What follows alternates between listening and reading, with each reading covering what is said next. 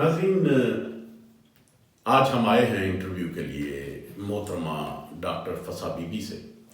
आप एक चैरिटी चला रही हैं मुस्तफ़ाया शरीफ चैरिटी के नाम से, जो 2008 में कायम की गई, और इसने बहुत से प्रोजेक्ट्स किए हैं और अभी भी प्रोजेक्ट्स इन लाइन हैं। असल बात यह है कि हम ये चाहते हैं कि हमारे नाजरीन को ये पता चले कि चैरिटीज़ क्या काम कर रही हैं, क्योंकि चैरिटीज़ बहुत बदनाम भी हो चुकी हैं। लेकिन जो ऐसी चैरिटीज़ जो वाकई में ही काम कर रही हैं, हमने उनको तलाश किया है। तलाश करके तो हम उन तक पहुँचे और उनके प्रोजेक्ट्स हमने देखे हैं, उनके बारे में हमने गौर भी किया है, उनकी तस्वीर और वीडियोस भी देखी हैं। उनके जो लोग उन चैरिटी से इस्तिफादा हासिल करते उनसे बातचीत की है। उसके बाद हम इस नतीजे पर पहुँचे कि हम आज बाजी फसा का इंटरव्यू करते हैं और आपको उनके हवाले से बताते हैं। जी बाजी, अस्सलाम वालेकुम। वालेकुम अस्सलाम व रहमतुल्लाहि व बरकातहू। बहुत शुक्रिया, आपने टाइम दिया। और पहला सवाल जो आपसे मैं करूँगा वो तो यही है कि आखिर आपने चैरिटी क्यों कायम की? आपको बिजनेस कायम कर लेती या कोई इस तरह का कोई और काम कर लेती जिससे आपको शोहरत भी मिलती और आपको इज्जत भी मिलती, लेकिन आखिर आपने चैरिटी का ही काम क्यों पसंद किया अपने लिए? अच्छा, सबसे पहले तो आप दोनों को वेलकम। आपने अपना कीमती वक्त हमें दिया और इतनी एफर्ट की, और उससे बड़ी बात कि आपने हमें सिलेक्ट किया इस काम के लिए, कि मेरे लिए बड़े ऑनर की बात है कि माशाल्लाह स्पीकर, रेडियो और टीवी चैनल दोनों आप माशाल्लाह चला रहे हैं, और अखबार भी, बल्कि तीनों मीडिया के साथ आपका ताल्लुक है। तो सबसे पहले तो मेरे लिए बड़े एजाज़ की बात है कि आप दोनों भाई जो है वो यहाँ पे तशरीफ़ लाए और अपना कीमती वक्त और अपना प्लेटफॉर्म हमें प्रोवाइड कर रहे हैं। ये हमारे लिए बड़े ऑनर की बात है, तो सबसे पहले शुक्रिया आपका। और उसके बाद आपने कहा कि बिज़नेस भी कर सकती थी, वो क्यों नहीं किया? बिज़नेस एक्चुअली है हमारा अल्हम्दुलिल्लाह, जिसकी वजह से हमारी रोज़ी रोटी तो हमारे बिज़नेस से ही चलती है।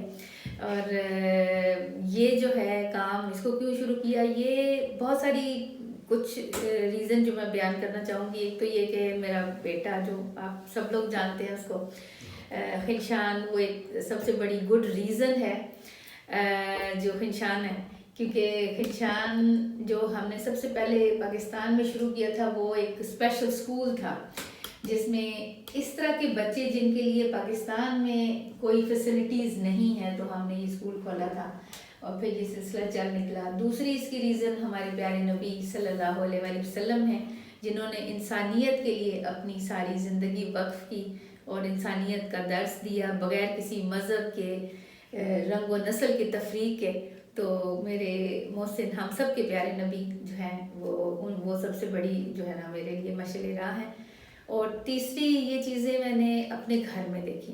मेरे वालिदैन, मेरे दादा अबू, उन्होंने प्राइमरी स्कूल बनाया, फिर हाई स्कूल बनाया।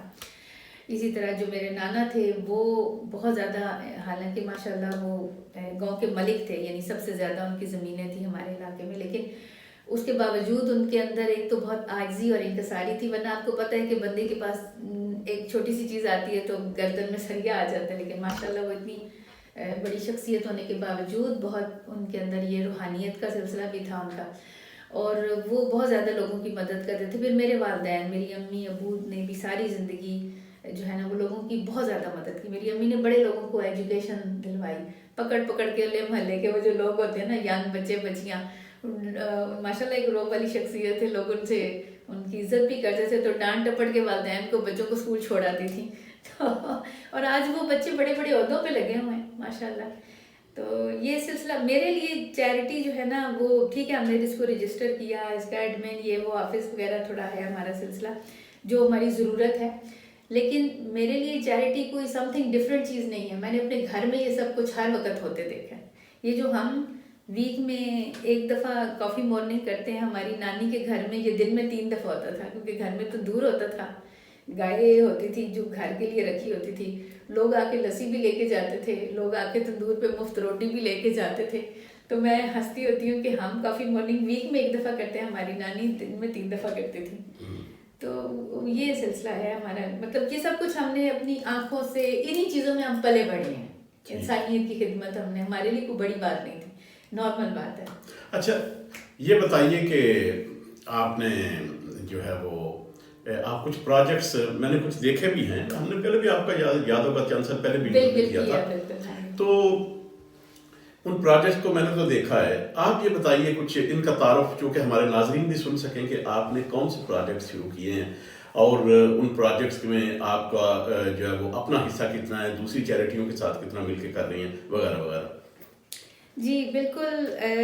ہم نے یو کے میں, کیونکہ ہم الحمدللہ اللہ کے فضل و کرم سے, نبی پاک کی نگاہ کرم سے ہم لوگ جو کام کر رہے ہیں وہ یو کے میں بھی ہے اور انٹرنیشنل بھی ہے.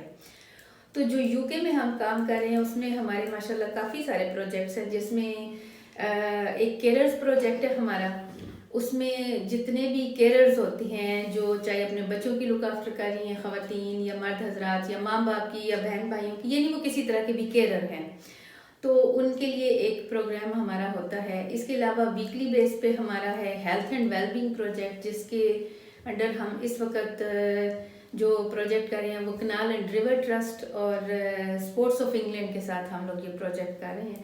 اور اس میں ہم لوگ واک کرتے ہیں کنال کے پاس جا کے, اور کل ہمارا انشاءاللہ ہے وہ واک جو ہے وہ لیڈیز اس میں ہوتی ہیں ہماری. اس کے علاوہ کافی مارننگ ہوتا ہے. کافی مارننگ میں ہماری لیڈیز آتی ہیں, گپ شپ مارتی ہیں, کسی کا کوئی مسئلہ ہو اس کو ڈسکس کرتے ہیں, انجوائے کرتے ہیں, ریلیکس کرتے ہیں. اور ہیلتھ اینڈ ویل بینگ کے انڈر جو ہمارا پروجیکٹ ہوتا ہے اس میں ہم نے ماشاءاللہ ڈائبٹیز کے اوپر بھی پہلے کیا پروجیکٹ. اس کے علاوہ کینسر ریسرچ کے اوپر ہم نے کیا, کارڈیو ویسکولر ڈیزیز کے اوپر ہم نے پروجیکٹ کیا, اور یعنی کوئی نہ کوئی ہیلتھ ایشو کو ہم لیتے ہیں. اب ٹی بی کے اوپر ہم نے حالانکہ پروگرام کیا, دیکھنے میں ٹی بی اس وقت کم ہو چکی ہے, لیکن پاکستان سے یا تھرڈ ورلڈ کنٹری سے جب لوگ آتے ہیں تو کافی زیادہ دوبارہ ٹی بی ابھر رہی ہے, تو ٹی بی کے اوپر اویئرنیس پروگرام ہم نے کیے ہے. تو اس طرح ہیلتھ اینڈ ویل بینگ کا سلسلہ ہمارا. پھر ایجوکیشن اور امپلائبلٹی کے اوپر ہمارا کافی کام ہے ماشاءاللہ, وہ ہم نے مانچسٹر سٹی کونسل کے ساتھ کیا. اور اس کے علاوہ جاب سینٹر پلس کے ڈیٹا بیس پہ ہم لوگ ہیں ماشاءاللہ. تو اس میں یہ ہے کہ ہم نے پورا سال اس کو پروجیکٹ کو چلایا, بلکہ پچھلے 3 سال سے ہم لوگ نے اس پروجیکٹ کو چلا رہے تھے. تو اس میں یہ ہوتا ہے کہ ہم لوگوں کی ہیلپ کرتے ہیں, کس طرح سی وی رائٹنگ کرنی ہے, لیٹر کس طرح لکھنا ہے, کور لیٹر جو ہوتا ہے. پھر اس کے علاوہ جاب سرچ کہاں سے کرنی ہے. پھر اس کے علاوہ اس میں آفیشیل لیول پہ جیسے NHS کے ساتھ ہو گیا, گورنمنٹ لیول کے ساتھ ہو گیا, اور ایون جو عام جو ہمارے دکاندار ہیں جیسے Manchester super store, world wide, یہ ان سب کے ساتھ بھی ہمارے بڑے اچھے تعلقات ہیں. تو ان کے پاس بھی جب کوئی ویکینسیز ہوتی ہیں, یہ چائے والا وغیرہ ہو گئے, یہ سب جو لوکل ہمارے ومزلو روڈ پہ جو بھائی بہن ہمارے سب بیٹھے ہیں, تو ان کو بھی جب کوئی اسٹاف کی ضرورت ہوتی ہے وہ بھی ہم سے رابطہ کرتے ہیں. ہمارے پاس خواتین ہوتی ہیں, ہم ان کو ریفر کر دیتے ہیں. تو کیئر ایجنسیز کے ساتھ ہمارا رابطہ ہے کئیوں کے ساتھ, تو ایک طرح سے ہم ریفر کر دیتے ہیں لوگوں کو.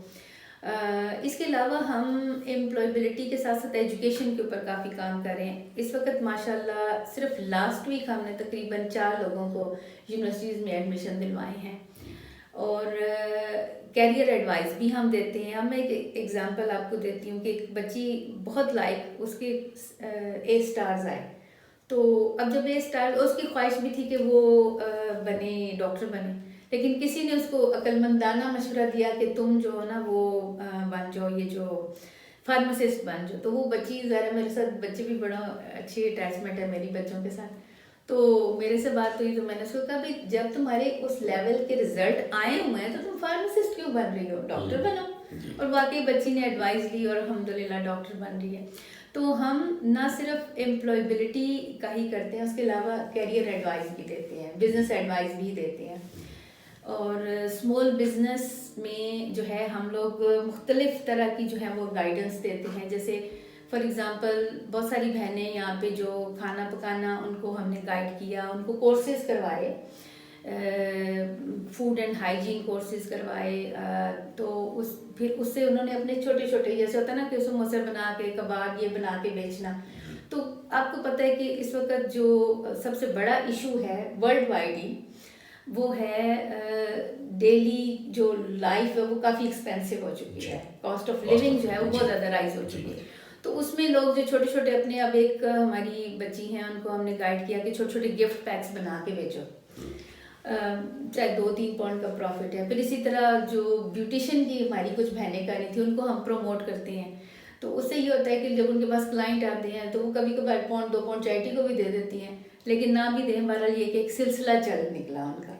تو یہ جو امپلائبلٹی اور بزنس کا جو پروجیکٹ ہے, کیونکہ ہم چاہتے ہیں کہ لوگ سیلف سفیشینٹ ہو جائیں, مانگنے کا سلسلہ ختم ہو, اپنے پاؤں پہ کھڑے ہو, ایک عزت دار طریقے سے اپنی زندگی گزار سکیں, ڈگنیفائڈ لائف. تو اس کے اوپر ہم نے over all through out the years ہم نے بڑا کام کیا ہے. پاکستان میں, افریقہ میں, سری لنکا میں ہم نے امپلائبلٹی پروجیکٹ کیا ہے, لوگوں کو ڈال کے دیے ہیں, دکانیں, سلائی مشینیں لے کے دی ہیں. تو کافی کام اوور آل ورلڈ وائڈ بھی کیا ہے. اور یو کے میں بھی ہم فائنینشلی تو اتنا نہیں سپورٹ کر سکے, لیکن بزنس پلان اور ان کو پروموشن کس طرح کرتے ہیں چیزوں کو, سوشل میڈیا کو کیسے چلا کے لوگ ورڈ آف ماؤتھ کیسے آگے بڑھانا ہے, جیسے کورسز کرا کے, جیسے میں نے کہا, تو اس سے لوگوں کو سیلف سفیشینٹ کرنے کی کوشش کی ہے. یعنی منیمم ریسورسز کے ساتھ آپ کچھ سٹارٹ کیسے کر سکتے ہیں, سمپل الفاظ. اچھا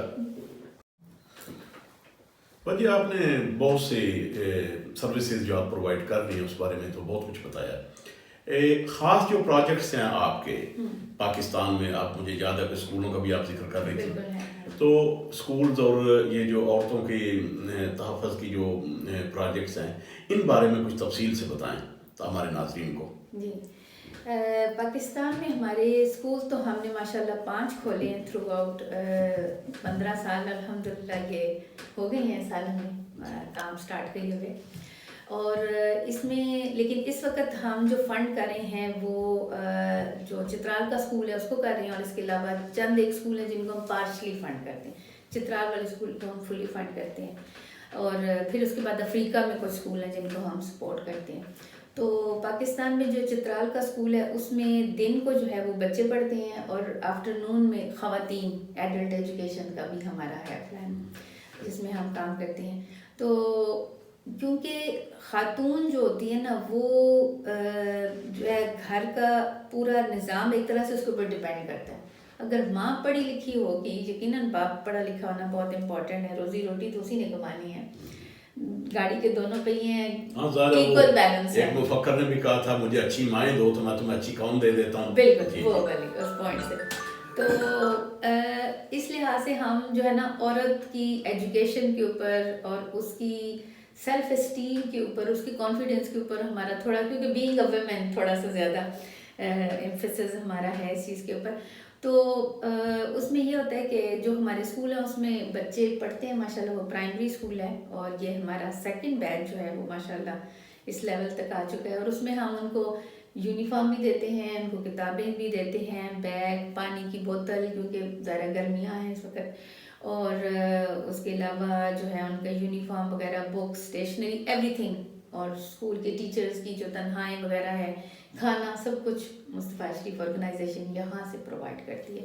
اور اس میں ہمارے کچھ اسپیشل اسکول کے بچے اسپیشل اسکول کے بھی ہیں, اور نارمل جو مین اسٹریم اسکول ہے وہ اس طرح کا جو ماحول بھی ہم پورا پرووائڈ کر رہے ہیں. اور اس کے علاوہ جو ایک 12 میں ایک ادارہ ہے اس کو ہم سپورٹ کرتے ہیں, لاہور میں ایک ادارے کو ہم سپورٹ کر رہے ہیں, اور ایک ادارہ جو ہے وہ ڈیرہ اسماعیل خان میں, اس کو بھی ہم الحمدللہ سپورٹ کر رہے ہیں. اور کیونکہ جب بچے, کیونکہ دیکھیں بے شک ہم لوگ کھانے کا بھی کافی کام کر رہے ہیں, لیکن ایجوکیشن ایسی چیز ہے کہ وہ پوری قوم کو سنوار سکتی ہے, وہ پوری علاقے کو, گاؤں کو سنوار سکتا ہے. کہ آپ اگر ایک بچے کو ایجوکیٹ کر دیتے ہیں تو وہ آپ ایک طرح سے اس کی پوری نسلوں کو سنوارتے ہیں. تو جو سب سے میرے دل کے قریب چیز ہے وہ یہ ہے کہ ایجوکیشن. ہماری امی, میں نے جیسے بتایا, دادا ابو ایجوکیشن پہ بہت زیادہ ان کا تھا. تو اچھا یہ بتائیے کہ یہ تو ہیں وہ آن گوئنگ پروجیکٹس زیادہ تر. اچھا کچھ ایسا بھی ہوتا ہے کہ اچانک لائک پاکستان میں سیلاب آ گیا یا کہیں زلزلہ آ گیا یا کوئی اس طرح کی بات, اس طرح کے جو اچانک پروجیکٹ آ جاتے ہیں ان کے لیے آپ کوئی شو وغیرہ کرتی ہیں, یا کیونکہ آپ نے شو بھی ایک تو کیے ہیں چیریٹی کے لیے, تو اس کے لیے آپ کی کیا پالیسی ہے؟ اچھا, اس میں ہم نے اوور آل دنیا میں آلموسٹ 18 ملکوں میں کام کیا ہے اس طرح کے پروجیکٹس میں. ریگولر آن گوئنگ پروجیکٹس ہیں وہ تقریباً 5 کنٹریز میں ہمارے ہیں, جس میں سب سے زیادہ پاکستان میں, بینگ اے پاکستانی, ہمارے ریسورسز, ہماری ایکسیسیبلٹی زیادہ ہے.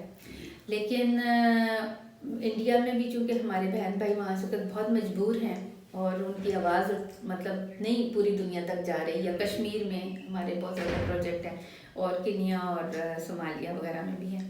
لیکن جو ہمارا جو آپ نے کہا کہ مطلب ڈیزاسٹر ریلیف ہمارا پروجیکٹ ہے, اس میں ابھی ہم نے یہ ریگولر, یہ بھی 2010 سے ہم اس کے, بلکہ 2006 سے چیریٹی رجسٹر ہونے سے پہلے بھی ہم کام کر رہے تھے.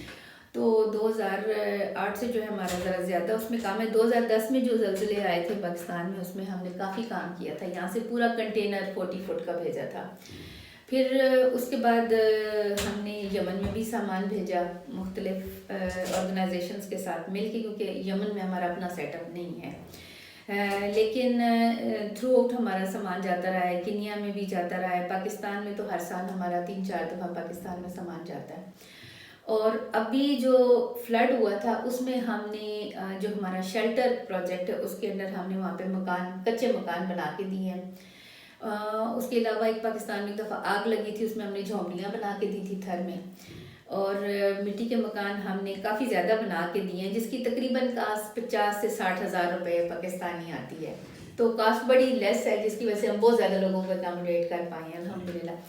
ترکی میں ابھی جو آپ کو پتہ ہے ارتھکویک آیا تھا بہت زیادہ, اور ہماری پوری ٹیم گئی تھی, جس میں آپ کو پتہ ہے مشہور کافی پریزنٹر ہے کامران پیرزادہ, وہ خود لے گئے تھے. اور انہوں نے بھی ہم سے اس سلسلے میں کوئی چارجز نہیں لیے. وہ اپنی فلائٹ کے, رہنے کی, رہائش کی ساری کاسٹ انہوں نے بیئر خود کی. اور ان کی جو ان کے بھائی اور پوری ٹیم گئی تھی تو سب نے, ایڈمن کاسٹ کوئی بھی نہیں تھی اس کے اوپر. اور جتنا ہم نے قوالی فنکشن کیا تھا تو اس میں جتنے پیسے ریز ہوئے تھے وہ تقریباً ہم نے وہاں پہ جا کے منوان بالکل جتنے بھی کاسٹ ہوئی تھی, یعنی وہاں پہ ہم نے وہ خرچ کر دیا اسٹریٹ اوے.